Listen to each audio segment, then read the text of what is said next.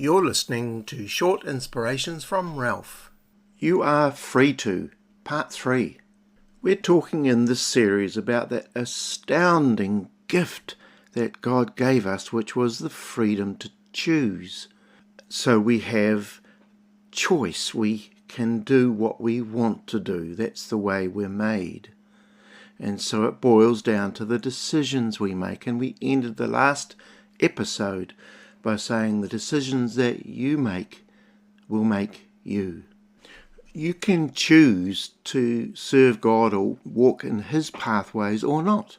Nobody can make you do it. But you need to understand that while we have the power to make our choices have the power to make us. In Ecclesiastes 12 verse 1 it says, "Remember your Creator in the days of your youth, before the days of trouble come and the years approach, when you will say, I find no pleasure in them." Our Bible character Job got it right at a young age. I believe he made a determination to serve God when he was young and do right and shun evil. You know, I can testify to the fact that as a young man and then later we as a couple made decisions, and those decisions made us. This is not a boast in any way, because I have come this far by His grace in my imperfect life. Like anyone, I stumbled at times. I was just this knock-kneed, scruffy Dunedin boy who was last born number 5 when my parents were planning 4. I didn't really think too much of myself. I struggled with a lot of things. My family were breadline, working class. I had no idea about what lay in the future. And quite frankly, I often discounted myself as getting anywhere near the life that God prepared for me, way into the future. And it's a wonderful thing to put our future into God's hands. He has it for us.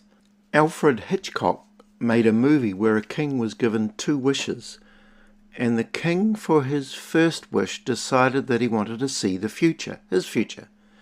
But then when he saw all that was ahead, both the beauty and the pain, for his second wish, he wanted the future to be again obscured or hidden from him. And Hitchcock was thankful that tomorrow doesn't belong to any man, it belongs to God.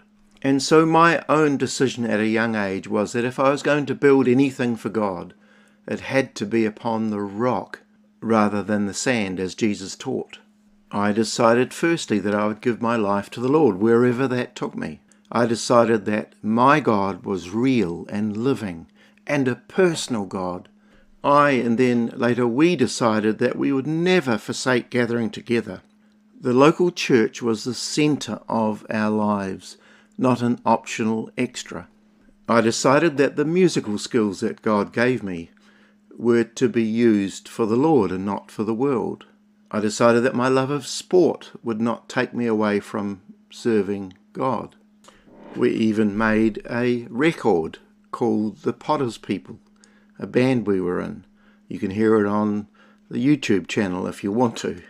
We decided that we would wait until marriage before moving in together. We decided that we would not give up giving to God. We decided that as much as possible we would train up our children in the ways of the Lord. As I said, it's not that we knew the future for us or for our children. It was all in God's hands. But we decided that as for me and my house, we will serve the Lord. You see, we knew that the decisions we made will one day make us. And the decisions you make will one day make you. God bless you.